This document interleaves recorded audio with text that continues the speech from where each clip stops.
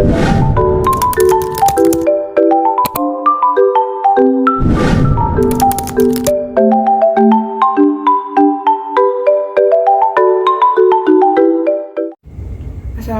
warahmatullahi wabarakatuh.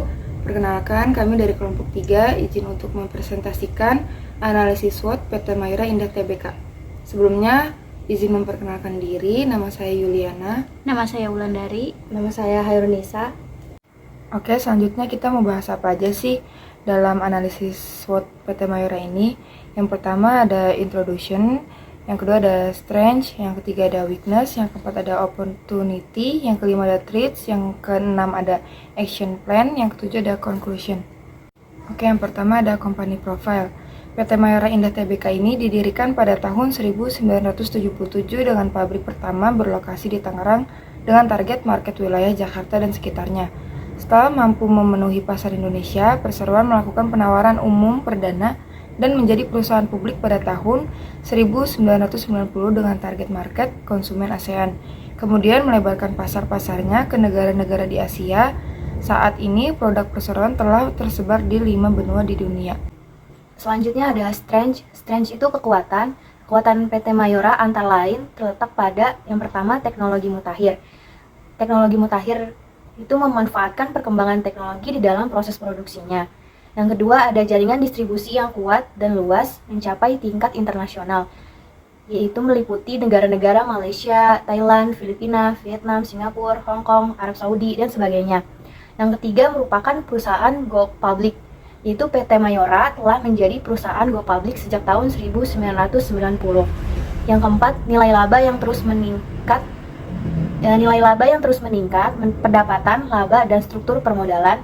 Target pendapatan yang ingin dicapai oleh perseroan pada tahun 2013 adalah sebesar 12 triliun dan perseroan telah berhasil meraih jumlah penjualan sebesar 12,02 triliun. Jadi dari total pendapatan itu, laba yang ditargetkan untuk dicapai adalah sebesar 1,1 triliun dan direalisasi perolehan laba usaha yang berhasil didapat oleh perseroan tersebut sebesar 1,3 triliun. Selanjutnya ada weakness. Weakness itu kelemahan.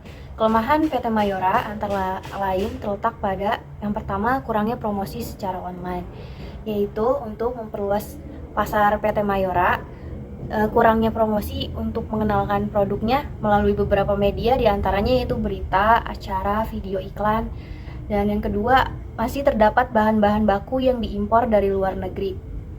Masih terdapat bahan-bahan baku ini dilakukan untuk menyiasati citra buruk yang sudah terlanjur melekat pada produk Indonesia agar mampu bersaing di pasar internasional. Yang ketiga, biaya periklanan tinggi. Biaya periklanan tinggi ini mengurangi biaya promosi di tengah krisis sekalipun. Yang keempat, PT Mayora adalah perusahaan yang terus melakukan ekspansi cepat untuk menjadi sebuah perusahaan yang berbasis ASEAN. Yaitu saat ini produk-produk Mayora telah didistribusikan ke lebih dari 52 negara di dunia seperti Amerika Serikat, Australia, Belanda, Jerman, Jepang, Iran, Italia, dan sebagainya. Dan juga ada opportunity. Opportunity ini peluang bagi PT Mayora, yaitu yang pertama masih ada pasar domestik maupun internasional yang belum tergarap.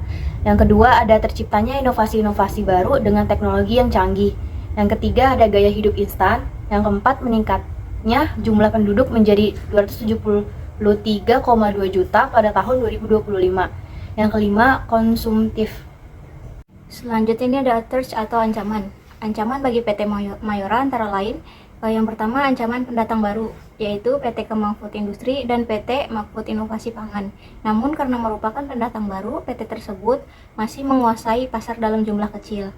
Yang ancaman kedua ini ada produk substitusi, yaitu jelly drink, roti susu, dan mie instan.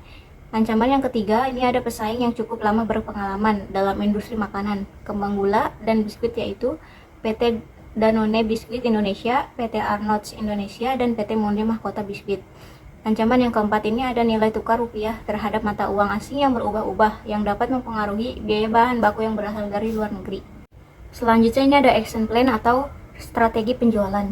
Pertumbuhan PT Mayora diikuti dengan strategi penjualan. Sebagai contoh yaitu dibuka franchise untuk penjualan kopi Torabika, franchise ini ditunjukkan untuk membuka peluang investor untuk melakukan investasi dan juga memberikan kemudahan bagi pelanggan untuk menikmati kopi Torabika. Selain itu juga staf penjualan kopi Torabika ini diturunkan untuk menelusuri daerah-daerah di mana banyak yang orang berkumpul, dikhususkan pada malam hari seperti di Cikini, sekitar Taman Ismail Marzuki, sejalan dengan pertumbuhan perusahaan PT Mayora juga melakukan dengan market development. Yang terakhir ini ada kesimpulannya. PT Mayora menjalankan strategi yang tepat untuk menguasai pasar sehingga dapat meningkatkan pertumbuhan perusahaan dari tahun ke tahun. PT Mayora sebagai produsen makanan dan minuman dalam skala besar mampu memberikan kepuasan dan pelayanan terbaik kepada konsumen yang ditunjukkan dalam kualitas produknya, serta saluran distribusi yang berbeda dari perusahaan-perusahaan lainnya. PT Mayora memiliki kinerja yang baik di semua bidang, sehingga dapat meningkatkan laba bersih yang cukup besar setiap tahunnya, diikuti dengan perluasan pasar ke daerah lain. PT Mayora memiliki kekuatan yang cukup untuk bersaing di pasar, dibuktikan dengan keberadaannya sejak tahun 1977 sampai dengan sekarang. Sekian presentasi dari kelompok kami, kurang lebihnya mohon maaf. Wassalamualaikum warahmatullahi wabarakatuh.